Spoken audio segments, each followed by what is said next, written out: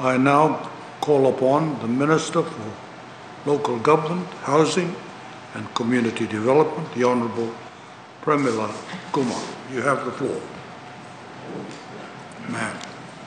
Mr. Speaker, sir, Honourable Prime Minister, Honourable Leader of Opposition, Honourable Ministers, Honourable Members of Parliament. Thank you, Mr. Speaker, sir, for giving me the opportunity to speak in favour of the 2021-2022 national budget. Mr. Speaker, sir, the world, as we know, has been ravaged by the COVID-19 pandemic. Economies world over have suffered, and small island economies such as ours have not been spared. We have suffered immensely in all aspects of our lives. It is the largest health and economic challenge faced by the nations in living memory. Mr. Speaker, sir, this budget leaves no one behind and provides a comprehensive and effective stimulus to our ailing economy. We need to remember that the speed and extent of transmission of the Delta strain has been unprecedented. The danger of further mutations make the disease even more unpredictable. This has made the budget preparation extremely challenging, with high volatility in revenues and uncertain expenditure needs. Recognizing this, the Honourable Minister for Economy has prepared a bold, practical and responsive budget that supports our economy, businesses and households. Mr. Speaker, sir, the 2021-2022 national budget is based on three objectives: protection from the virus through herd immunity, support for those hardest hit, and future-proofing Fiji from future pandemics, effects of climate change, and diversification of our economy beyond tourism. Mr. Speaker, sir, the pinnacle of this budget is the national objective to fully vaccinate our people by 31st October. The only way we can open our borders, ensure mobility and economic recovery is through mass vaccination of our people. Vaccination will not only save lives, but also save our livelihoods. We know from the information released by the Ministry of Health that people have lost their lives mainly because they were not vaccinated or had their first jab. WHO, based on global data, has also stated that nearly all serious cases and death can be prevented if one is fully vaccinated. Science has proven that even the vulnerable, like the sick or the elderly, can be protected through vaccines. What else do we want as a proof for the efficacy of the vaccine? Mr. Speaker, sir, we took the no jab, no job step to protect Fijians from this highly infectious, deadly new Delta variant. Fiji has joined 15 other countries that imposed some form of compulsory vaccination for a certain group of people. These countries include Vatican City, Australia, Greece, Italy, France, Indonesia, Saudi Arabia, to name a few. Other countries are also contemplating this as well. For example, Canada, they're discussing at the moment whether they should be introducing this for the federal workers. Mr. Speaker, sir, the Leader of Opposition said, no jab, no job policy is unfair to those relying on government assistance, and they're exercising their right not to get vaccinated. What about the rights of our children and teens who are at high risk if we are not vaccinated? Mr. Speaker, sir, this assistance depends on the revenue collection, which in turn depends on the opening of the economy. And the opening of the economy rests on mass vaccination. So how will government assist those who are not assisting in the opening of the economy that generates revenue for this assistance? It is as simple as that. Mr. Speaker, sir, in the weekend, I read an article by the learned principal of Pacific Theological College, who articulated on vaccination and human rights.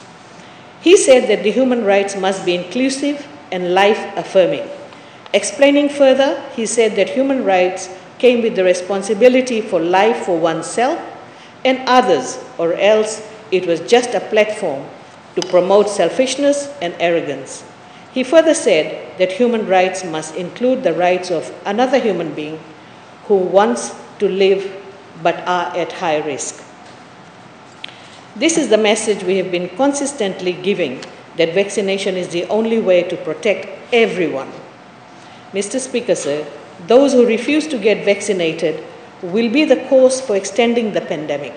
We certainly do not want a pandemic of unvaccinated when masking and social distancing restrictions are lifted for fully vaccinated Fijians.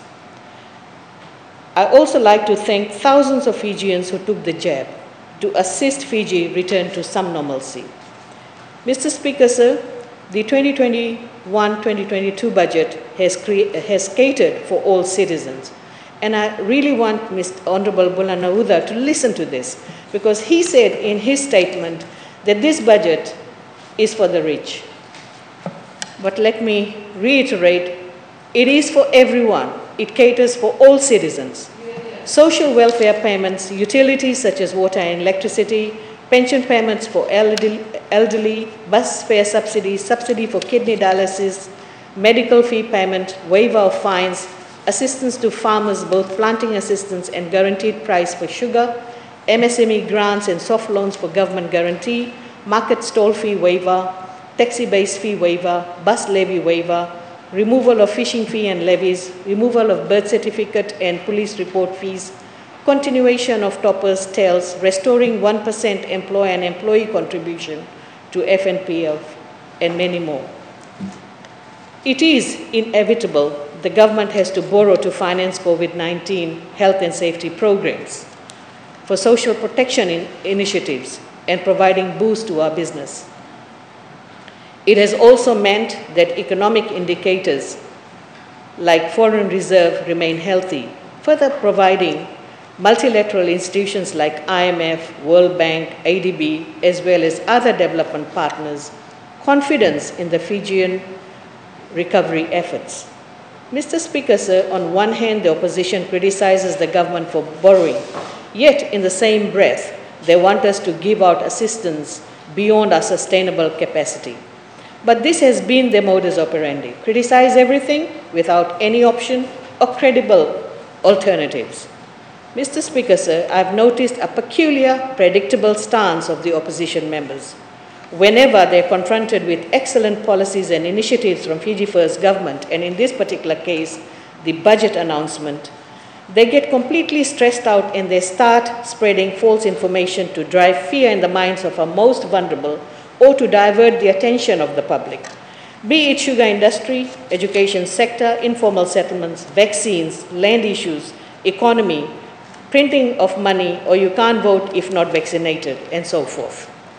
Mr. Speaker, sir, the most recent act of misinformation is related to the TLTB Amendment Bill.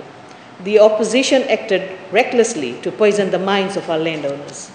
The Honourable Minister for Economy had clearly stated from the legislation that consent is still required for dealings such as sale, transfer, subleasing, assignment, subletting, building rezoning, etc.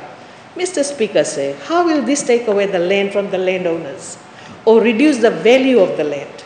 Like I said, this is an opposition void of ideas, thus they spread fear, misinformation and lies. Having said that, Mr. Speaker, sir, I thank Honourable Bolitavu for his support to the budget and especially Bill 17. He has shown courage, integrity and rose above race and politics. Mr. Speaker, sir, let me now speak on the two ministries. Despite hard times, the Ministry of Housing and Community Development is allocated a sum of $10.94 million to provide housing support to low and middle income earners. Mr. Speaker, sir, providing policy direction to the housing sector is our key priority. The review of the national housing policy funded by the New Zealand government is in the last phase. The revised national housing policy will create an enabling environment for all stakeholders in the housing sector to collectively perform more effectively under improved operational and legal frameworks. Mr. Speaker, sir, numerous other housing programs and policies are being reviewed. The Assistance for Fire Victims policy was reviewed and extended to cover all rural and maritime areas from this financial year. A 19-year-old informal settlement lot allocation policy is being finalized after public consultation. Mr. Speaker, sir, a 16-year-old rural housing assistance policy targeted towards assisting rural and maritime areas is also under review for significant improvement. It will cover assistance for construction of cyclone-certified safe homes, upgrade of existing homes to meet cyclone standards, and also include microinsurance and microfinance assistance. This review is expected to bring a significant shift in rural and maritime housing. Mr. Speaker, sir, cyclones are becoming more fierce and frequent, causing extreme hardship when homes are destroyed. Keeping this in mind, the Ministry has developed Category 5 certified 2-bedroom and 3-bedroom house plans with complete construction drawings for free with material list. These plans are endorsed by the municipal councils ready for construction, thus saving time and money for our people. Mr. Speaker, sir, the Fiji First government is the first to treat Fijians living in informal settlements with dignity. A number of informal settlements have roads for their vehicles, footpath, and even street light to make their quality of life better while waiting for the formalization of lease after settlement upgrade. Settlers also have access to temporary water and electricity connections. Mr. Speaker, sir, in this financial year, we have completed 3 capital projects. Ministry also completed scheme plans, geotechnical reports, EIA consultation and engineering plans for 6 settlements. These are Sakoda, Tore, Tavela, Waknisila, Dombati, and Field 4. Topographical survey and scheme plans were completed for 4 other projects, Nambare, Vunika, Lovu Seaside, and Tau Venga Venga. To encourage home ownership and to drive economic activities, the first home grant assistance was increased to 30,000 per household for those earning below 50,000.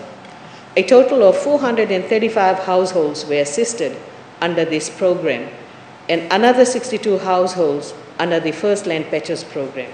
These applicants secured bank loans in excess of $60 million, resulting in almost 10-fold impact on total economic activities in construction and mortgage sectors. Another 190 households are expected to benefit from the First Home program in the new financial year, while up to 100 households will benefit from the First Land Grant program. Mr. Speaker, sir, budget allocation for PRB and Heart Home is reduced. And I want to again say this. Budget allocation for PRB and Heart Home is reduced because I'm very worried sometimes little knowledge can be very dangerous. I want to say that even though the budget has been reduced, it will not affect the tenants. PRB and Heart Homes will be using the cash reserves built over time with government assistance. PRB has cash reserve in excess of $8 million, and Heart Homes, they have cash reserve over $500,000. Mr. Speaker, sir, it is also important to note that allocations for assistance for fire victims, assistance for Korepita housing program has been increased in this budget. The allocation for assistance for people with special needs remains unchanged, demonstrating our commitment towards the most vulnerable. Mr. Speaker, sir, moving on to the Ministry of Local Government, 12.7 million has been allocated for urban and rural planning, collection of solid waste, municipal council activities, and overseeing the planning and development of growth centers into towns. Mr. Speaker, sir, municipal councils, as the administrators of our towns and cities, play a critical role in bringing balance to the operation of the municipalities and in maintaining the safety of the public during this pandemic. Since experiencing the second wave of COVID-19 pandemic, municipal councils implemented a number of safety measures for all Fijians. Council supported the Ministry of Health in the awareness program, decontamination of sites, and in the vaccination campaigns. Drive-through sites were set up for vaccination and swabbing, making it safer for the people to stay within their bubbles. Mr. Speaker, sir, the National Fire Authority has worked tirelessly to disinfect and decontaminate vehicles and cargo at the borders. And I want to thank the NFA team for doing a wonderful job in containing this virus. In addition, NFA provides ambulance service to communities in Suva, Nasinu, Nosori, Singatoka, Ba, Lambasa, Reki Reki, Lotoka, Savu Savu, Navua, Korovo, and Korolevu. This service is a critical need at this point in time. Hence, the funding of 1.64 million will help the continuation of this service. Mr. Speaker, sir, our market vendors around the country will be assisted with the waiver of stall fees, providing relief to vendors around Fiji. An allocation of 2.6 million will reduce the operational cost and put more money in their pockets. The Ministry also welcomes the waiver of base fees for public service vehicles such as taxis, buses, and minivans. Through this initiative, the cost burden has been removed, providing much-needed relief to the operators. The removal of the taxi-based system and implementation of open taxi ranks will provide all taxi operators equal opportunity to serve the public within their zones. Mr. Speaker, sir, in the new financial year, the Ministry will continue with the preparatory work for key capital projects such as Reki Reki Bus Station, new markets in Savu Savu, Levuka, Driketi, Lemi, and Nakasi. Mr. Speaker, sir, critics have said that the budget doesn't provide confidence to investors, but on the contrary, the investors, international economists, banks, and other business community have all said that the budget provides confidence to both local and foreign investment. Latest example is the start of the new building project by Esco Motors in Lenga Lenga, Nindi. Mr. Speaker, sir, from the start of the second wave, the Department of Town and Country Planning approved 6 major building applications. There are many other, but I just picked up 6 because these projects were over $1 million. And the total value of these projects are $37.1 million. These local investors are Mangrove Jacks Private Limited, Roops Investment, Interior Designs, Ganga Limited, Fiji Ports Authority, and Aquarius Tours Limited. Mr. Speaker, sir, as announced by the Honourable Minister for Economy, amendments have been made to the town planning general provisions. These amendments will reduce the plot ratios, building setbacks, and site utilization. You'll be surprised to know, Mr. Speaker, sir, currently only 20% of the plot can be developed on an unsewered lot. Mr. Speaker, sir, the minimum lot sizes for unsewered residential B lots will be reduced from 800 square meters to 600 square meters. This will allow for more lots to be created, considering shortage of land in the urban areas. Mr. Speaker, sir, now let me turn to the comments made by the opposition. The leader of opposition said the economy was declining before COVID. And my answer to that is yes. The economy contracted marginally in 2019. However, the contraction in the economy in 2019 does not mean that the economy would have contracted in 2020. In fact, a positive growth was forecasted for 2020. The leader of opposition needs to know that almost every country on the planet recorded negative economic growth in 2020. Regarding Head 50, I would like to reiterate my colleague. In terms of Head 50, it is incorrect to say that the Minister for Economy controls Head 50. Legally, it's the Permanent Secretary who is the responsible officer for this appropriation. Let's not misconstrue the facts. I know the conspiracy theory continues in this House, but this is the reality. In conclusion, Mr. Speaker, sir, I wish to express my deepest sympathy to the families whose loved ones have succumbed to the deadly virus. Our frontliners have put in great efforts to ensure our health and safety. They deserve our appreciation for the excellent work they're doing.